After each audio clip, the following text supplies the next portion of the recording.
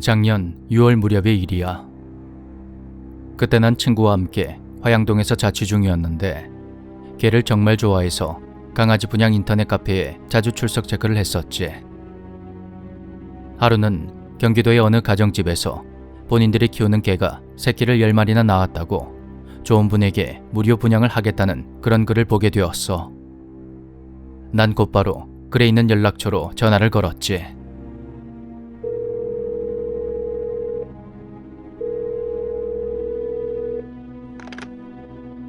안녕하세요.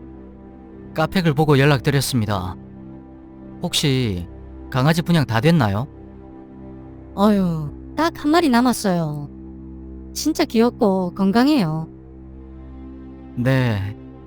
죄송한데 강아지 사진 좀 볼 수 있나요? 아유, 어쩌지? 그 애는 사진을 못 찍었는데. 내가 지금 밖에 나와 있어요. 생각 있으면 강아지 한번 보러 와요. 하지만 내가 살던 곳에서 강아지가 있는 곳까지 가려면 시간이 꽤 오래 걸렸어. 내가 고민하자 친구가 바람도 쐴 겸 지하철을 타고 다녀오자고 해서 그러자고 했지. 출발하기 전날에 위치를 확인하기 위해 다시 연락을 했는데 아주머니가 아닌 아저씨가 전화를 받더라고. 아, 강아지 때문에 전화하셨죠? 동명역 나오시면 앞에 택시 정류장이 있어요. 그 앞으로 오시면 됩니다. 아, 네, 알겠습니다. 근데 어제는 아주머니가 전화를 받으시던데. 아, 우리 와이프가 대신 받은 겁니다. 그럼 내일 봅시다. 그런 아저씨의 말을 우리는 그런가 보다 하고 넘겼고 강아지를 데려올 케이지도 준비하고 지하철 노선도 꼼꼼하게 살펴봤어. 다음 날 집에서 2시간 정도 걸려서 역에 도착을 했는데 택시 정류장은커녕 주변이 허허벌판인 거야. 아저씨가 말했던 택시 정류장이 보이긴 했는데 그곳에는 택시만 한 대 덩그러니 서 있을 뿐 사람이 한 명도 없었어. 그 연락처로 전화를 걸어보니 아저씨가 깜빡하고 외출을 했다면서 택시를 타고 오면 비용을 지불해 주겠다고 했지. 그러면서 문자로 주소를 하나 보내줬는데 그때부터 뭔가 잘못돼 가고 있다는 걸 느꼈지. 하지만 친구가 덥다고 하도 칭얼대는 바람에 어쩔 수 없이 택시에 올라탔어. 그곳이 워낙 촌동네다 보니 그저 내가 좀 예민하게 군 거라 생각했지.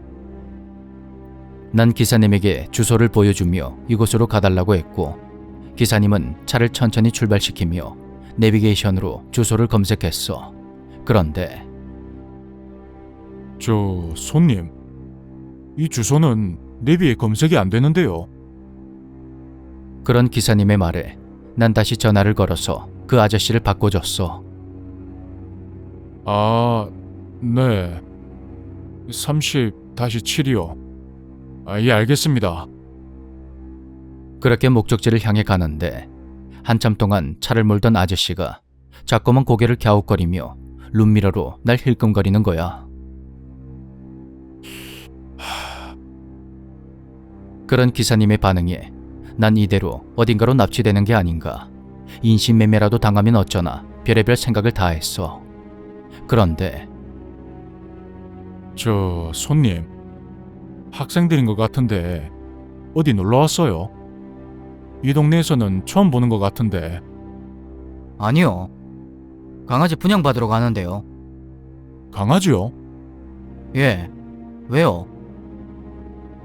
상황이 상황인 만큼 조금 예민해진 탓에 나도 모르게 말이 조금 공격적으로 나가고 말았지. 아니, 원래 아는 사람한테 받으러 가는 건가 해서. 그건 왜 물어보시는데요? 그러자 기사님이 놀라운 이야기를 털어놨어. 그게 실은 예전 일이긴 한데 학생들이랑 비슷한 또래의 청년들이 내 차를 타고 이 주소를 찾아갔었거든. 학생들처럼 강아지 받으러 간다고 엄청 좋아하더라고. 근데 알려준 주소로 가보니까 주변에 아무것도 없는 거야. 나야 뭐 그냥 내려주고 왔는데 아무리 생각해도 이상하더라고. 주변에 가정집이 있는 것도 아니고 농장이 있는 것도 아니고 죄다 가려진 비닐하우스밖에 없는데 그런 곳에서 강아지를 준다는 게 좀... 그 말에 나와 친구는 놀란 눈으로 서로의 얼굴을 쳐다봤지. 그러면 그 학생들은 어떻게 됐어요? 나야 모르지. 근데 또 이상한 게 그 주소지대로 갔을 때 근처에 차가 한 대도 없었거든. 그럼 택시를 타야 시내로 나올 텐데 그 후로 콜도 전혀 없었어. 거기는 지나가는 택시가 하나도 없는 길인데 참 이상하더라고. 어떻게? 이 주소지로 갈까요?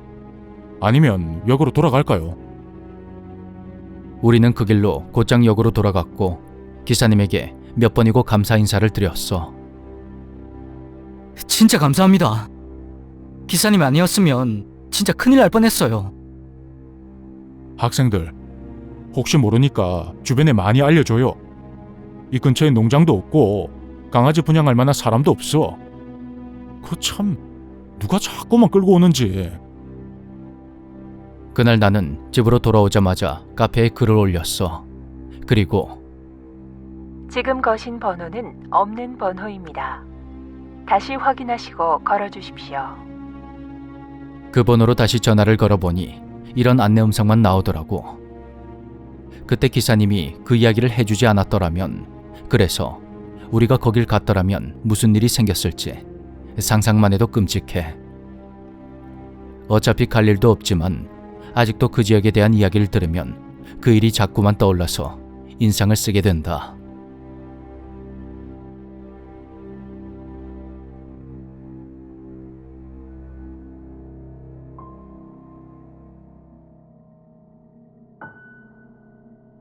이혼하신 아버지가 새어머니와 함께 살던 그 집은 반지 앞방이었어. 당시 누나가 13살, 내가 10살로 아직 어렸기 때문에 딱히 불편한 건 없었지만 그래도 내 가족이 생활하기엔 작은 곳이긴 했지. 누나가 해외로 떠나기 전에 아버지와 함께 밖에서 외식을 했는데 그때 문득 반지 앞방에 살던 때의 이야기가 나왔어. 그 당시 우리 집 형편에 에어컨은 꿈도 꾸지 못했었지. 여름엔 집안이 너무 더워서 낮이고 밤이고 늘 창문을 열어놔야 했으니 말이야. 선풍기 2대로 생활을 했지만 한여름 무더위에는 역부족이었어. 사건이 터졌던 그날 밤, 난 곤히 자고 있었던 터라 누나와 아버지 그리고 새엄마만이 그 장면을 목격했다고 해. 누나의 말에 따르면 새벽에 창가에서 자꾸 이상한 소리가 들렸다고 했어. 귀신이면 어쩌나 하는 생각에 너무 무서워서 눈도 뜨지 못하고 있는데 어디선가 또다시 이상한 소리가 들리기 시작했지. 그것은 터벅터벅 걷는 것이 아닌 신발을 땅에 질질 끌면서 걷는 그런 소리였어. 누나가 슬쩍 눈을 떠보니 창문 앞에 어떤 남자가 쪼그리고 앉아 있었다고 해. 집 바로 앞에 가로등이 있어서 그 모습이 너무나도 또렷하게 보이고 있었는데 남자는 손에 괴상한 물건을 쥐고 있었고 자세히 보니 그것은 낚싯대였어. 창문 바로 밑에는 새엄마의 화장대가 있었고 아버지가 시계와 지갑을 그곳에다 올려뒀었는데 남자가 낚싯대로 화장대에 올려둔 물건을 건드리고 있었던 거야. 그것을 본 누나가 너무 놀라서 고개를 돌려봤더니 아버지는 코를 뜨렁뜨렁 굴면서 잠을 자고 있었고 누나는 시선을 창문 쪽에 돌린 상태로 아버지를 툭툭 쳤어. 그런데 가만히 있어. 그러면서 아버지는 아무렇지 않게 막 잠에서 깬 사람처럼 행동을 했다고 해. 흠이 없게요. 영 거시기하네. 아버지는 태연하게 화장실로 갔고 그 순간 창밖에 있던 남자가 그 자세 그대로 굳어버렸어. 그리고 도둑이야! 아버지는 마늘을 빻는 절구방망이를 들고 밖으로 뛰쳐나갔고 그 소리에 놀란 새엄마는 부랴부랴 경찰에 신고를 했지. 그때만 해도 어렸던 나는 이내 울음을 터뜨려버렸고 아버지가 결국 남자를 붙잡아 왔어. 놀랍게도 범인은 위층에 살던 주인집 아들이었다고 해. 들킬 것을 염려했는지 그 한여름에 위아래로 온통 검은색 긴팔과 긴 바지를 입고 모자까지 쓰고 있었다고 했어. 그는 우리와 가끔 마주치면 주머니에서 사탕이나 초콜릿 같은 것을 꺼내주던 자상한 사람이었거든. 그런 사람이 왜 그런 짓을 저질렀는지 기가 막힐 노릇이었지. 아버지는 그때 일을 회상하며 이야기를 이어나갔어. 모스매가 보면 인사도 꾸벅꾸벅 잘하고 너희들한테 맨날 과자 주고 안 그라디. 들어본 게 도벽이 있었다고 하더만.